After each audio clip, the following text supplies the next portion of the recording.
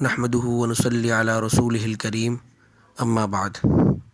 محترم سامعین، اس سے پچھلے والے کلپ میں آپ نے شرعی نقطہ نظر سے طلاق کی حیثیت اور پاکستان میں طلاق کی بڑھتی ہوئی شرح کے بارے میں باتیں سن لی ہیں۔ انشاءاللہ آج اس کلپ میں ہم طلاق کی بڑھتی ہوئی شرح کے اسباب کے بارے میں بات کریں گے۔ محترم سامعین، گھریلو زندگی میں ناچاکی پیدا کرنے والے اور طلاق کے رجحان کے بہت سے اسباب اور علتیں ہیں، جن میں سے بعض کا تعلق تو مرد سے ہے جبکہ بعض کا تعلق عورت سے ہے، اور کچھ اسباب ایسے ہیں جن کا تعلق میاں بیوی دونوں سے یا ان کے گھر والوں سے ہے۔ محترم سامعین، علماء کرام نے طلاق کی بڑھتی ہوئی شرح کے جو اسباب بیان کیے، ان میں سے بنیادی اور پہلا سبب یہ ہے کہ رشتہ کرتے وقت دینداری کا خیال نہ رکھنا۔ محترم سامعین، ہم لوگ رشتہ کرتے وقت دینداری کو نہیں دیکھتے، جبکہ نبی کریم صلی اللہ علیہ وسلم کا واضح فرمان ہے، تنکح المرأة لأربع، عورت سے جو شادی کی جاتی ہے وہ 4 چیزوں کی بنیاد پر کی جاتی ہے۔ اس کا حسن دیکھا جاتا ہے، اس کا خاندان دیکھا جاتا ہے، اس کا مال دیکھا جاتا ہے، اور اس کا دین دیکھا جاتا ہے۔ پھر فرمایا کہ فاظفر بذات الدین، دینداری کے ساتھ کامیاب ہو جاؤ، یعنی ایسا رشتہ انتخاب کرو جو دیندار ہو، اخلاق والا ہو، اچھی سیرت کا حامل ہو۔ ہمارے سامنے ایسی بہت سی مثالیں موجود ہیں کہ جہاں پہ طلاق کی وجہ یہی بنی کہ میاں بیوی میں سے یا تو بیوی بہت دیندار تھی اور شوہر دین سے دور تھا، یا شوہر بہت دیندار تھا، بیوی دین سے دور تھی، شوہر پردہ کرانا چاہتا تھا، بیوی پردہ نہیں کرتی تھی، یا بیوی شرعی پردہ کرنا چاہتی تھی جبکہ شوہر اس کے گھر والے اس کے لیے رکاوٹ بن رہے تھے، اور آخر میں روزانہ کے اختلافات اور لڑائی جھگڑے کی وجہ سے ان کے درمیان پھر طلاق ہو گئی۔ اس لیے رشتہ کرتے وقت دینداری کا خیال رکھ لیا جائے تو انشاءاللہ اس سے بھی طلاق کی شرح میں کافی حد تک کمی واقع ہو سکتی ہے۔ طلاق کا دوسرا بڑا سبب جو علماء کرام نے بیان کیا وہ یہ ہے کہ شادی کی تقریبات میں گناہوں کی کثرت۔ محترم سامعین، آپ حضرات بخوبی جانتے ہیں کہ آج کل جو شادیاں ہوتی ہیں اس میں مرد و زن کا اختلاط ہوتا ہے، ناچ گانے کی مجلسیں عام ہوتی ہیں، گناہوں اور بے حیائی کی کثرت ہوتی ہے، بے جا ہندوانہ رسومات کا انعقاد ہوتا ہے، شریعت کے احکام کی پامالی ہوتی ہے، اور گناہوں کی یہ کثرت آخر میں جا کے طلاق کے وقوع کا سبب بنتی ہے، کیونکہ جب کھلم کھلا اللہ تعالیٰ کی نافرمانی کی جائے گی، اللہ کو ناراض کرنے والے کام کیے جائیں گے، تو پھر اس شادی کے اندر برکت نہیں ہوگی، اس گھر میں اللہ کی رحمت نازل نہیں ہوگی، بلکہ ان گناہوں کی نحوست سے پھر آپس میں نفرتیں پیدا ہوتی ہیں، عداوتیں بڑھنے لگتی ہیں، اور آخر میں بات طلاق تک پہنچ جاتی ہے۔ اس لیے ہمیں چاہیے کہ شادی کی تقریبات انتہائی سادگی کے ساتھ منائی جائے اور حرام امور سے حتی الامکان پرہیز کیا جائے۔ محترم سامعین، طلاق کے اسباب میں سے ایک اور بڑا سبب وہ ہے زبان کا فتنہ۔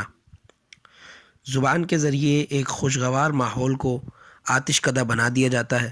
ساس سسر پر الزام تراشی، سالیوں پر الزام تراشی، دلہا دلہن کی باہمی زبان درازی گھر کے سکون کو برباد کر کے رکھ دیتی ہے۔ ایک عورت کی ناکامی اور بدنامی کی اہم وجہ زبان کی بے اعتدالی، آوارگی اور بیہودگی ہے۔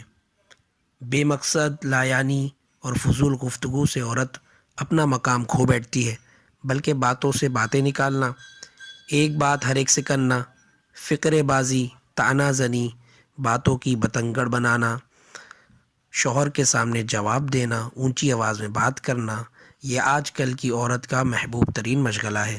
حتیٰ کہ بعض ناعاقبت اندیش عورتیں اپنے شوہروں کے سامنے بدتمیزی اور بد زبانی سے باز نہیں آتی، بلکہ ان کو 1 کی 2 اور 2 کی 4 سنانا یہ بہت بڑی بہادری سمجھتی ہے۔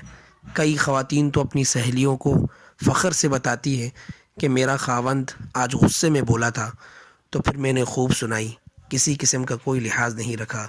استغفر اللہ۔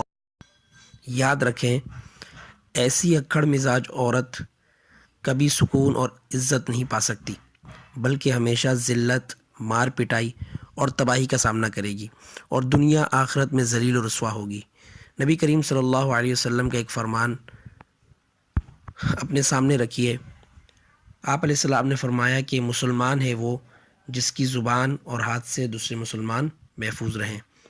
ہر مسلمان کی یہ ذمہ داری ہے کہ وہ گھر کی چار دیواری سے باہر قدم رکھنے سے پہلے اپنے آپ کو اس حدیث کے آئینے میں دیکھے کہ کیا چار دیواری سے باہر بسنے والے جن کے حقوق بحیثیت مسلم کے مجھ پر عائد ہیں، اور اس چار دیواری کے اندر بسنے والے لوگ جن کے حقوق میرے ذمے ہیں، کیا وہ لوگ میرے ہاتھ اور زبان سے محفوظ ہیں؟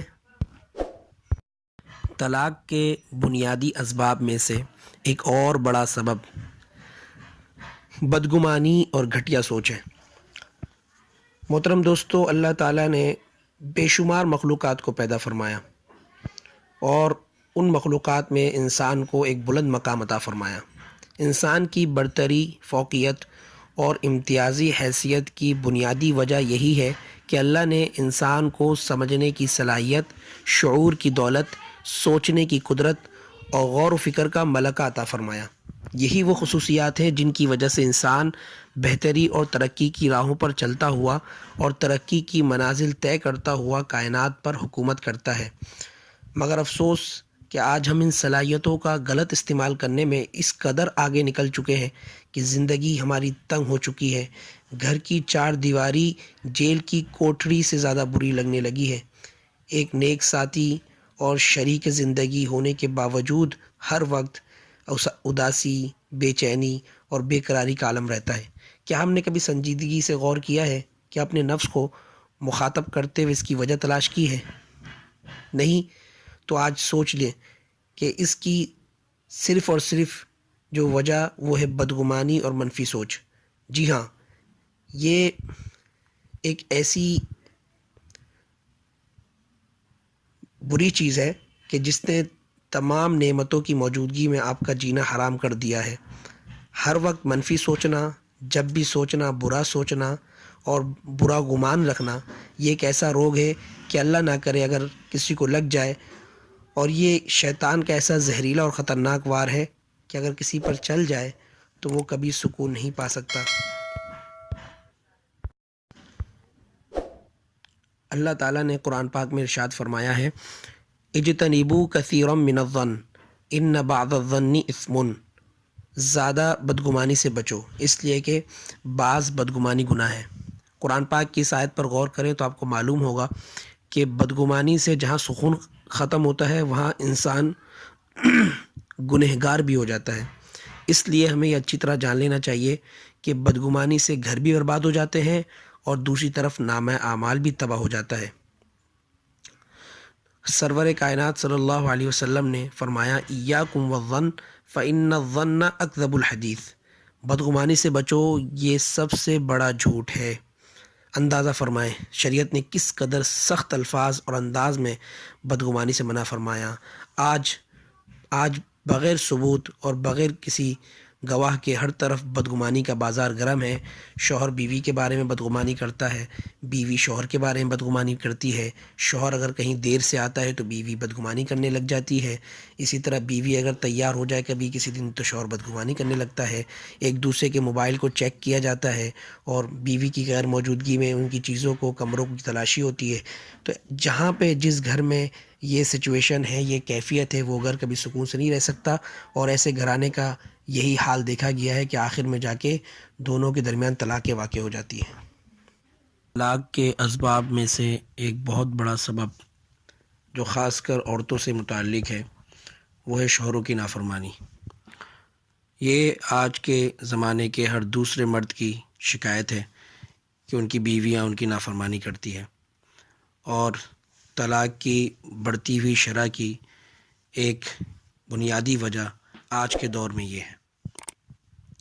دین اسلام میں اللہ اور اس کے رسول کی اطاعت کے بعد بڑی سختی اور شدت کے ساتھ بیوی کو یہ حکم دیا گیا ہے کہ وہ ہر حالت میں اپنے شوہر کو ترجیح دے، اس کی خدمت اور اطاعت کو سعادت سمجھے۔ اللہ تعالیٰ نے شوہر کی بلندی، عظمت اور برتری کا تذکرہ کرتے ہوئے ارشاد فرمایا، وَلِلرِّجَالِ عَلَيْهِنَّ دَرَجَةٌ، مردوں کو عورتوں پر درجہ حاصل ہے۔ نبی کریم صلی اللہ علیہ وسلم نے شوہروں کی فرما برداری اور اطاعت کرنے کو یوں تعبیر کیا ہے، لو امرت احدا ان یسجد لاحد لامرت المرأة ان تسجد لزوجها، اگر میں اپنی امت میں سے کسی کو حکم دیتا کہ وہ کسی کو سجدہ کرے تو صرف اور صرف عورت کو حکم دیتا کہ اپنے شوہر کو سجدہ کرے۔ پیاری بہنوں، سجدہ کرنا یہ خدمت گزاری اور فرما برداری کی آخری حد ہے۔ کئی مذہبی عورتیں نماز، روزہ، تلاوت اور عبادات کی تو بڑی پابند ہوتی ہیں، جو بہت بڑی خوبی ہے، مگر اس کے باوجود شوہروں کو سیدھے منہ بلانا اپنی توہین سمجھتی ہے۔ اس کی معمولی سی کمی کوتاہی اور غلطی کو دیکھ کر آسمان سر پہ اٹھا لیتی ہے۔ صبر، حلم، برداشت اور معافی کے تمام دروازے بند کرتے ہوئے، وفا کے تمام وعدے توڑتے ہوئے، ناراضگی، گلے شکوے، علیحدگی اور طلاق تک نوبت پہنچ جاتی ہے۔ جس عورت کے پاس سوچنے سمجھنے والا روشن دماغ موجود ہے، ایسی عورت کے لیے یہ حدیث کافی ہے۔ اللہ تعالیٰ ہر عورت کو شوہر کی خدمت اور اطاعت کرنے کی توفیق عطا فرمائے۔ طلاق کی بڑھتی ہوئی شرح میں سے ایک بنیادی سبب یہ ہے کہ غصے کا آ جانا، عدم برداشت۔ یہ خاص کر مردوں سے اس کا تعلق ہے۔ بہت سے مرد حضرات ایسے ہمارے پاس آتے ہیں کہ میں نے غصے میں اپنی بیوی کو طلاق دے دی۔ پیارے دوستو، غصہ انسانی عقل اور ذہن کا دشمن ہے۔ یہ انسان کی صحت کو تباہ کر دیتا ہے اور اسے بے پناہ صلاحیتوں سے محروم کر دیتا ہے۔ غصے کے عالم میں انسان ایسا کام کر جاتا ہے جس پر عمر بھر پچھتاتا رہتا ہے۔ غصے کے بے شمار نقصانات ہیں، ذہنی، جسمانی، قلبی۔ انسان بہت ساری بیماریوں کا شکار ہو جاتا ہے۔ بلڈ پریشر، سر کا درد، ڈپریشن کے دورے اس کو آتے ہیں، صحت تباہ ہو جاتی ہے، معاشی طور پر انسان کمزور ہو جاتا ہے، اپنی توانائیوں کو مثبت کاموں کے بجائے منفی کاموں پر لگا دیتا ہے۔ میرے پیارے نبی کریم صلی اللہ علیہ وسلم نے فرمایا، پہلوان وہ نہیں ہے جو کسی دوسرے آدمی کو پچھاڑ دے، بلکہ حقیقی پہلوان تو وہ ہے جو غصے کے وقت اپنے نفس کو قابو میں رکھے۔ پیارے دوستو، انسان دوسرے آدمی پر غصہ اس وقت کرتا ہے جب وہ کوئی خلاف توقع کام کرے، اس کی مرضی کے خلاف کام کرے۔ جیسے بیوی کوئی غلط کام کرتی ہے، شوہر کی پسند کے خلاف کوئی دوسرا کھانے میں نمک تیز کر دیتی ہے، کھانا اس کی مرضی کے خلاف پکاتی ہے، کپڑا اس کی مرضی کے خلاف استری کرتی ہے، چھوٹی چھوٹی باتوں میں شوہر کو غصہ آ جاتا ہے۔ اس وقت آپ یہ خیال کریں کہ ہم نے خود کتنے سینکڑوں کام اللہ تعالیٰ کی مرضی کے خلاف کیے ہیں، ہم نے خود کتنے اللہ کے احکام کی پامالی کی ہے۔ کیا ہماری طاقت اللہ تعالیٰ کی طاقت سے زیادہ ہے؟ بالکل نہیں۔ سب سے زیادہ تو اللہ کا زور ہے۔ اللہ تعالیٰ سب سے زیادہ طاقتور ہونے کے باوجود ہمیں ہمارے جرم کی سزا نہیں دیتا، تو ہم کیوں چھوٹی چھوٹی باتوں پہ اپنے غصے کی وجہ سے بیویوں کو طلاق دے دیتے؟ غصہ دور کرنے کا جو نبوی طریقہ ہے، بخاری اور مسلم میں آتا ہے کہ نبی کریم صلی اللہ علیہ وسلم کے پاس دو آدمی آئے اور ایک دوسرے کو برا بھلا کہنے لگے۔ ان میں سے ایک کا چہرہ سرخ ہو گیا اور وہ دوسرے کو گالی دینے لگا۔ تو نبی کریم صلی اللہ علیہ وسلم نے فرمایا کہ مجھے معلوم ہے اگر وہ شخص اعوذ باللہ من الشیطان الرجیم کہہ دیتا تو اس کا غصہ ختم ہو جاتا۔ آج کل عموماً کثرت کام اور بلڈ پریشر کے باعث اکثر افراد جلد اشتعال میں آ جاتے ہیں، تو ایسے لوگ یہ نسخہ نبوی صلی اللہ علیہ وسلم کو اپنے استعمال میں لائیں اور اپنے غصے کو کنٹرول کرنے کی کوشش کریں۔ اگر یہ بیماری ہم اپنے آپ سے دور کر دیں تو طلاق کی اس بڑھتی ہوئی شرح میں کافی حد تک کمی واقع ہو سکتی ہے۔ سامعین، یہ میں نے طلاق کے چند بنیادی اسباب بیان کیے ہیں۔ اس کے علاوہ بھی بے شمار اسباب ہیں جو ہمارے معاشرے میں پائے جاتے ہیں جس کی وجہ سے طلاقیں ہوتی ہیں۔ مثلاً میاں بیوی کا ایک دوسرے کے حقوق کو صحیح معنوں میں ادا نہ کرنا، شوہر کا بیوی کے اوپر تشدد کرنا، ظلم کرنا، دونوں کے مزاج میں فرق ہونا، ایک دوسرے کے خاندان کی تذلیل کرنا وغیرہ وغیرہ۔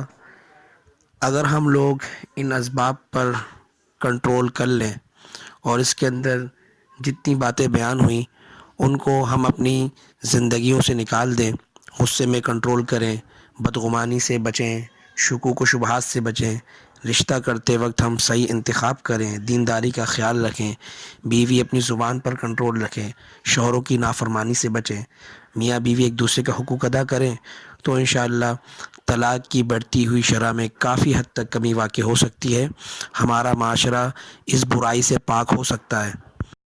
آج کل مارکیٹ میں ایسی بہت سی کتابیں دستیاب ہیں، ہمارے علماء کرام نے اس موضوع پر بہت سی کتابیں لکھ دی ہیں جس کے مطالعے سے ہم اپنی ازدواجی زندگی کو بہتر سے بہتر بنا سکتے ہیں۔ مثلاً تحفہ دلہا، تحفہ دلہن، خوشگوار ازدواجی زندگی، تحفۃ النکاح، اس جیسی اور بھی بے شمار کتابیں ہیں۔ کسی اہل علم کے مشورے سے ان کتابوں کا مطالعہ کریں اور اپنی ازدواجی زندگی کو بہتر سے بہتر بنائیں۔ پیارے دوستو، آج کا یہ کلپ پہلے کی بنسبت کچھ لمبا ہو گیا، جس کے لیے میں معذرت خواہ ہوں، اور اپنی بات میں یہیں پر ختم کرتا ہوں اس دعا کے ساتھ کہ اللہ تعالی ہم سب کو ایک دوسرے کے حقوق صحیح معنوں میں ادا کرنے کی توفیق عطا فرمائے۔ مجھ ناچیز کو بھی اپنی نیک دعاؤں میں ضرور یاد رکھیں۔ فی امان اللہ۔ السلام علیکم۔